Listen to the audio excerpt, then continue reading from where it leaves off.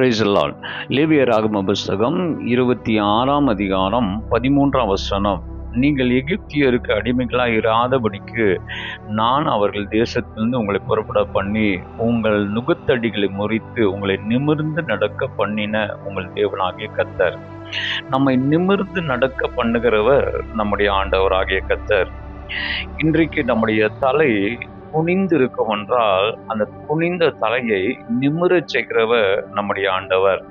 தலை நிமிர்ந்து நடக்க பண்ணுகிற ஆண்டவர் நம்மோடு கூட இருக்கிறார் என்பதை நீங்கள் மறந்து விடாதீர்கள்.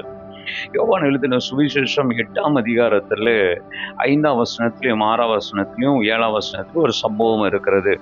ஒரு விபசார ஸ்திரீ கையும் களவுமாக பிடிக்கப்பட்டு இயேசுவுக்கு முன்பாக கொண்டு வந்து நிறுத்தப்படுகிறாள்.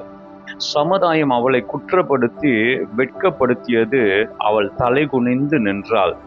ஆனால் இயேசு நிமிர்ந்து நின்று அவளை பார்த்தார். பார்த்து விட்டு இயேசு குனிந்து கீழே உட்கார்ந்து எழுதினார்.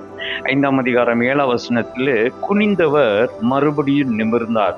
காரணம், தங்களை யோக்கியம் என்று சொன்னவர்களை குனிய வைப்பதற்காக இயேசு நிமிர்ந்து நிற்கிறவராயிருக்கிறார். மறுபடியும் நிமிர்ந்தார். காரணம், அந்த பெண் இனி குனிந்து இருக்கக்கூடாது, குனியாமல் இருப்பதற்காக கர்த்தர் மறுபடியும் நிமிர்ந்து நிற்கிறவராயிருக்கிறார். அருமையானவர்களே, நம்முடைய ஆண்டவர் நம்முடைய தலையை குனிய வைக்கிற தேவன் அல்ல, நம்முடைய தலையை நிமிர வைக்கிறவர் நம்முடைய ஆண்டவராகிய கர்த்தர். அப்போஸ்தலர் நடபடிகள் புஸ்தகம் 14ஆம் அதிகாரத்தில் 8 முதல் 10 வரைக்கும் நீங்கள் வாசிக்கும் போது லிஸ்திரா பட்டணத்தை குறித்து அங்கு சொல்லுகிறது. ரட்சிப்புக்கு ஏதுவான விசுவாசம் உள்ள ஒரு மனிதனை பவுல் அங்கே பார்க்கிறான். அவன் பிறந்ததிலிருந்தே அவன் பிரச்சனைக்குரியவனாயிருந்தான். பிறந்ததிலிருந்து அவன் குனிந்தவனாய் இருந்தான். வேதம் சொல்லுகிறது, அந்த பிறந்ததிலிருந்து பிரச்சனை குறிந்த அவனை கர்த்தர் சுகமாக்கி அவனை நிமிர்ந்து நிற்க பண்ணினவர் நம்முடைய ஆண்டவர்.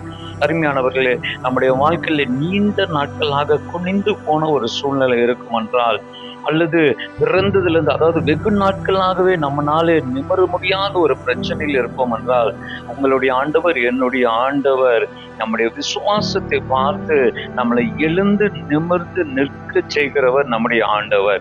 நிச்சயமாகவே இந்த நாளில் சொல்லுகிறேன், ஆண்டவர் உங்களை நிமிரச் செய்வாராக. ஏன் நிமிரச் செய்கிறார் தெரியுமா? லூக்கா 13ஆம் அதிகாரம் 17ஆம் வசனத்துல இங்க ஒரு கூனியை கர்த்தர் நிமிரச் செய்கிறார். ஏன் நிகரச் செய்கிறார் என்றால், அவரை விரோதித்தவர்களை வெட்கப்படுத்தும்படியாக கர்த்தர் நிமிரச் செய்கிறார். ஆமா அருமையானவர்களே, யாரெல்லாம் உங்களை விரோதித்தார்களோ, யாரெல்லாம் விரோதித்ததற்கு முன்பாக நீங்கள் தலை குனிந்து நின்றிருக்கலாம். ஆனால் இன்றைக்கு ஆண்டவர் உங்களுக்கு சொல்லுகிறார், உங்களுக்கு விரோதமாய் இருந்தவர்களுக்கு முன்பதாக நீங்கள் நிமிர்ந்து நிற்கும்படியாக கர்த்தர் உங்கள் தலையை உயர்த்துவார். அது நிமித்தமாக நீங்கள் தேவனை மகிமைப்படுத்துவீர்கள். கர்த்தர் உங்களை ஆசீர்வதிப்பாராக. God bless you.